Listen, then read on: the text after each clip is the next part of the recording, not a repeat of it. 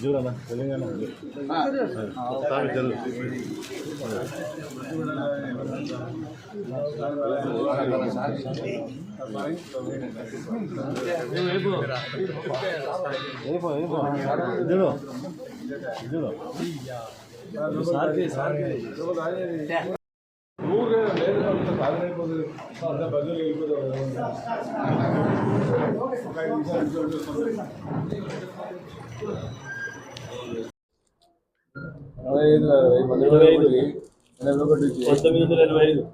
కమల్ ఉండదా కమల్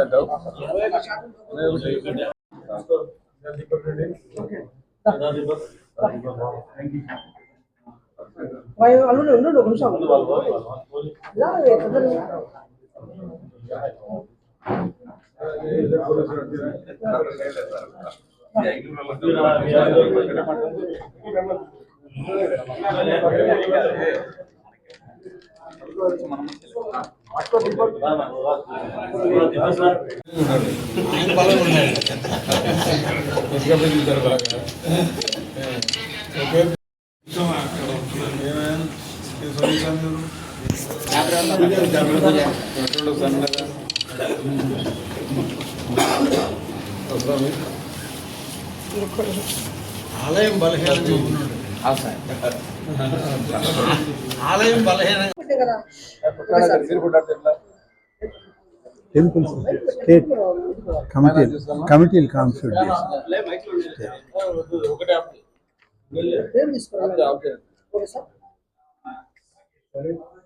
ఓకేనా? నంద్యాల జిల్లా మీడియా మిత్రులందరికీ ప్రత్యేక అభినందనలు. ఈరోజు మా సహచర సీనియర్ మంత్రివర్యులు ఫారూక్ గారితో కలిసి నంద్యాలలో ఈ మీడియా సమావేశంలో పాల్గొనడం అనేటువంటిది చాలా సంతోషంగా ఉంది. వాస్తవానికి కర్నూలులో దేవాదాయ శాఖకు సంబంధించినటువంటి ఒక కార్యక్రమంలో పాల్గొని మధ్యాహ్నం నుంచి అక్కడ ఉన్నటువంటి గాయత్రి గో సమాజం వారు ఆ గోశాల పరిశీలన చేసుకొని పోతూ ఫారూక్ గారు ఉన్నారు కాబట్టి ఇక్కడ నంద్యాల జిల్లా విషయాల గురించి మాట్లాడాలని ఇక్కడ ఆగడం జరిగింది. ఈరోజు దేవాదాయ శాఖ ఒక ప్రత్యేక ప్రతిపత్తిని తీసుకొని పనిచేయడం జరుగుతూ ఉంది. గతంలో దేవాదాయ శాఖకి సంబంధించినటువంటి మంత్రులు కానీ అధికారులు కానీ ఇంత పెద్ద ఎత్తున జిల్లాలకు వెళ్ళి రివ్యూ చేసి జిల్లా అధికార యంత్రాంగాన్ని సమాయత్తం చేసి దేవాలయాల పునర్నిర్మాణం కానీ ఆలయాల్లో ఉన్నటువంటి పరిస్థితుల్ని అధ్యయనం చేసి వాళ్ళకి కొంత ఆర్థిక సహాయం చేయడం కానీ గతంలో ఎన్నడూ లేదు.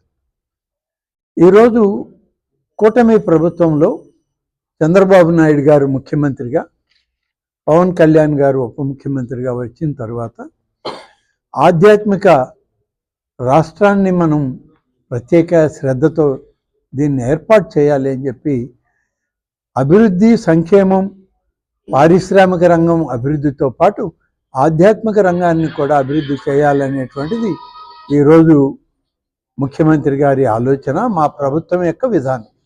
అందులో భాగంగా ఇవాళ దేవాదాయ శాఖలో ధూపదీప నైవేద్యం అనేటువంటిది ఒక ప్రత్యేకమైన పథకం. ఈ పథకాన్ని ప్రతి ఆలయంలో కూడా ఎక్కడైతే ఆర్థిక వనరులు తక్కువ ఉంటాయో ఆ ఆలయంలో కనీసం దీపం వెలిగించే ఆర్థిక స్తోమత ఉండదు, అటువంటి వాటిని ఎంపిక చేసుకొని అది ఏ నియోజకవర్గంలో ఉన్నా ఏ ప్రాంతంలో ఉన్నా వాటన్నిటినీ కూడా సర్వే చేసి గౌరవ శాసనసభ్యులు గౌరవ మంత్రివర్యుల ద్వారా వచ్చినటువంటి వాటన్నిటికీ ప్రత్యేక శ్రద్ధతో ప్రతి నెల 10,000 రూపాయలు ఆ ఆలయంలో పనిచేస్తున్నటువంటి అర్చకుని బ్యాంక్ అకౌంట్కి పంపిస్తూ ఉన్నాం.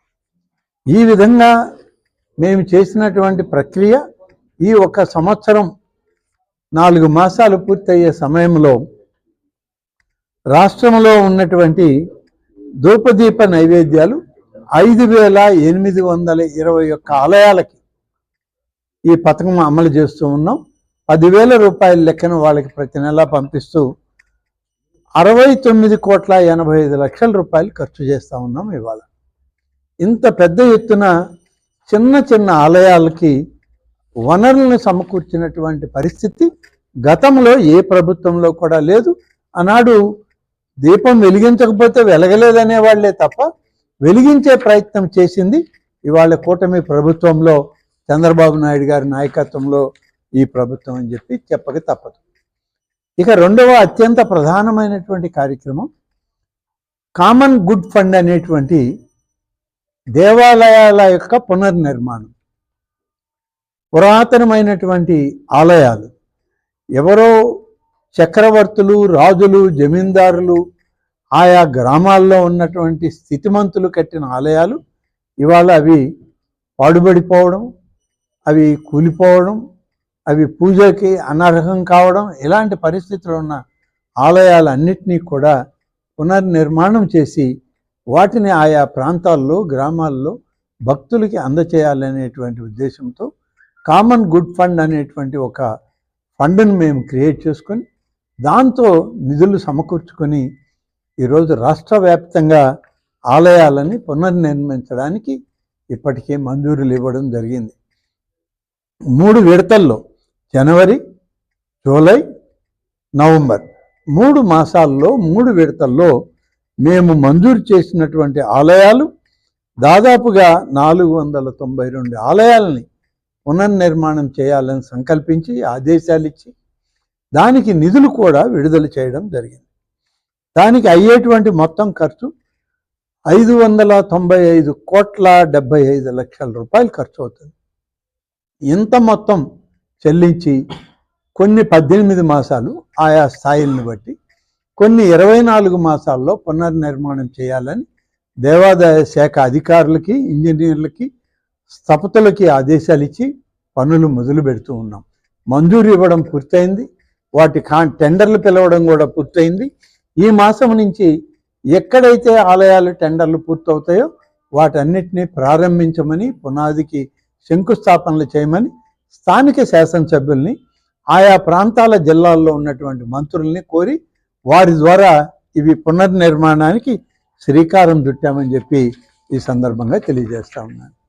దీంతో పాటు మరి నంద్యాల జిల్లాలో నేను గతంలోనే ఇక్కడికి రావడం జరిగింది.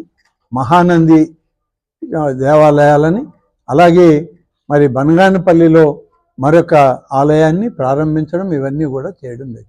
అప్పుడు కూడా అన్నీ కూడా వివరాలు కనుక్కొని వివరాలు సేకరించి అవసరమైన నిధులు మంజూరు చేశాం.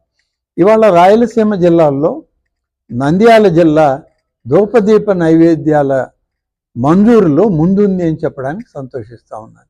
309 ఆలయాలకి ధూపదీప నైవేద్యాల సౌకర్యం ఏర్పాటు చేసి 37,08,00,000 రూపాయలు వాళ్ళకి విడుదల చేస్తున్నాం. వాళ్ళ బ్యాంక్ అకౌంట్లకి డబ్బు వస్తూ ఉంది, అక్కడ ఉన్నటువంటి అర్చకుల అకౌంట్లలోకి.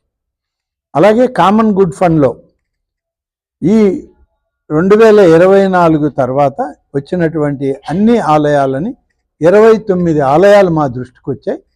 స్థానికంగా ఉన్నటువంటి మంత్రివర్యులు ఇచ్చింది కానీ, శాసనసభ్యులు ఇచ్చింది కానీ, వీటన్నిటినీ తీసుకొని వాటికి అంచనాలు తయారు చేసి ఇవాళ మంజూరు చేసాం. 29 ఆలయాలకి 32,41,00,000 రూపాయలు మంజూరు చేసి ఇవాళ పనులు చేపట్టమని ఆదేశాలు ఇవ్వడం జరిగింది. దీనితో పాటు ఈరోజు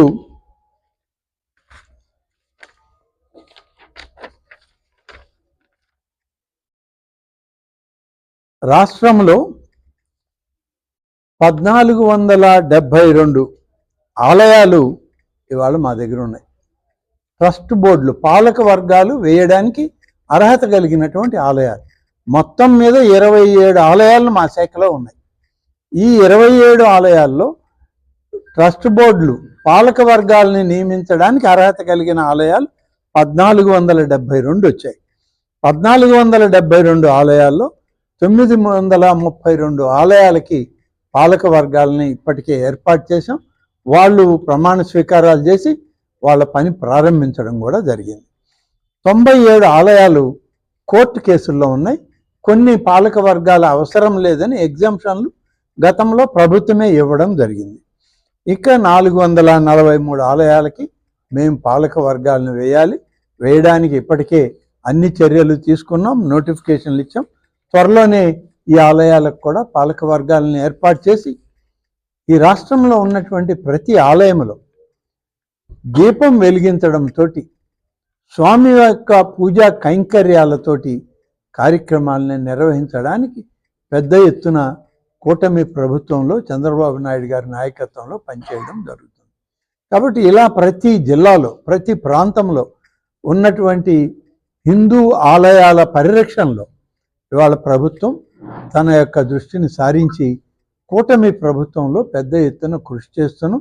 నిధులకి ఎలాంటి అవాంతరం లేదు. నిన్ననే ఒక జీవో విడుదల చేసాం, మీకు అందరికి కూడా తెలుసు. 12 సంవత్సరాల క్రితం ఒకసారి గోదావరి పుష్కరాలు వచ్చాయి. ఆ గోదావరి పుష్కరాలు, కృష్ణా పుష్కరాలు 12 సంవత్సరాల క్రితం వస్తే వాటిని అప్పుడు కూడా ఆనాడు ప్రభుత్వంలో ముఖ్యమంత్రిగా చంద్రబాబు నాయుడు గారే ఉండి విజయవంతంగా నిర్వహించడం జరిగింది.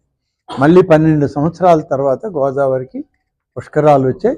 దానికి 2027 జూన్ 26 నుంచి జూలై 7వ తారీఖు వరకు 12 రోజుల పాటు ఈ పుష్కరాలు జరుగుతాయి.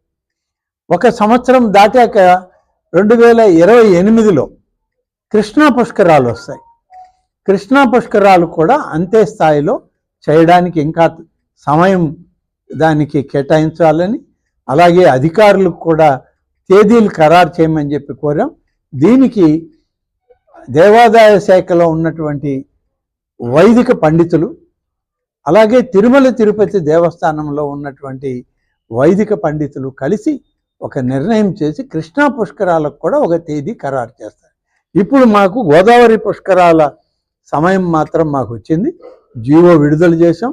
19వ తారీఖున రాష్ట్ర ప్రధాన కార్యదర్శి వారి నాయకత్వంలో అందరూ సెక్రటరీలు, దీనికి ఎవరైతే సరిపోతారో దానికి ఉన్నటువంటి కార్యదర్శులు, హెచ్ఓడీలు వాళ్ళందరితోటి ఆయన సమీక్ష సమావేశం చేస్తారు.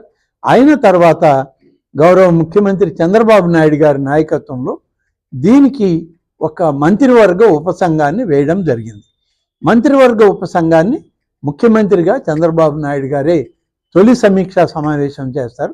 ఆ తర్వాత 27 పుష్కరాలు పూర్తయ్యే వరకు, విజయవంతం అయ్యే వరకు వీటన్నిటికీ ఆయా మంత్రివర్గ సభ్యులు ఎక్కడికక్కడ ఎవరెవరు బాధ్యతలు వాళ్ళు నిర్వహించడానికి మేము సమీక్షించుకుంటూ అవసరమైన నిధులు కేటాయిస్తూ పెద్ద ఎత్తున ఈ యొక్క గోదావరి పుష్కరాలు, కృష్ణా పుష్కరాలని విజయవంతం చేయాలని దృఢ నిశ్చయంతో ఇవాల్టి కూటమి ప్రభుత్వం ముఖ్యమంత్రి చంద్రబాబు నాయుడు గారి నాయకత్వంలో పనిచేస్తుంది. Thank you. ఒకటి ఎండోమెంట్ పరిధిలోనే నవనాథులు ఉన్నాయి. దాంట్లో కొన్ని టెంపుల్స్ ఎండోమెంట్ ఉన్నాయని శిథిలావస్థకు వచ్చాయి. సూర్యనంది కానీ, విష్ణునంది కానీ రోడ్లు కూడా సరిగ్గా లేవు సార్. దాదాపు పడుకొని రేటింగ్ ఉన్నాయి. గతంలో వచ్చినప్పుడు కూడా దీన్ని ప్రస్తావన వచ్చింది. తప్పనిసరిగా మళ్ళీ ఒక సందర్భంలో ఇక్కడికి వచ్చి ఆ నవనందుల యొక్క ప్రాధాన్యతను చూసి, ఆలయాలను కూడా చూసి వాటిని ఎలా పునర్నిర్మాణం చేయాలి, వాటికి రహదారి సౌకర్యాలను ఏర్పాటు చేసి భక్తులు అక్కడికి ఎక్కువ మంది వచ్చే విధంగా ఏం చేయాలో ప్రభుత్వం చర్యలు తీసుకుంటుంది. ఓకే, థ్యాంక్ యూ అమ్మా. కర్నూలులో కార్యక్రమం ఏంటంటే రాయలసీమ ఉమ్మడి జిల్లాలన్నింటికీ కలిపి ఒక జోనల్ కార్యాలయం ఉంటే ఆ జోనల్ కార్యాలయం అంతా 4-5 భవనాల్లో అక్కడక్కడ రెంట్లకు తీసుకొని భవనాల్లో ఉన్నాయి ఆఫీసులు. ఇవాళ అన్ని ఆఫీసుల్ని ఒక గొడుగు కిందకి తేవాలి, ఒక భవనంలోకి తేవాలని ఆంధ్రప్రదేశ్ రాష్ట్రంలో దేవాదాయ శాఖ కమిషనర్ కార్యాలయం విజయవాడ గొల్లపూడిలో నూతనంగా నిర్మించాం. అంతటి అద్భుతమైనటువంటి భవనాన్ని తిరిగి మన రాయలసీమ ప్రాంతంలో కర్నూలు కేంద్రంగా ఆ భవనాన్ని నిర్మించాం. 4-5 కార్యాలయాలు ఒకే భవనం కింద 5 కోట్ల రూపాయలతో నిర్మాణం చేసి దాన్ని ఇవాళ ప్రారంభించడం జరిగింది. రాయలసీమ యొక్క ప్రాధాన్యతను గుర్తించినటువంటి ముఖ్యమంత్రి చంద్రబాబు నాయుడు గారు అనేక అభివృద్ధి కార్యక్రమాల్లో భాగంగా ఈ దేవాదాయ శాఖ కూడా రాయలసీమలో ఉన్నటువంటి అనేక ఆలయాల యొక్క ప్రాధాన్యతకి అనుగుణంగా ఒక అద్భుతమైన భవనాన్ని అక్కడ నిర్మాణం చేయడం జరిగింది.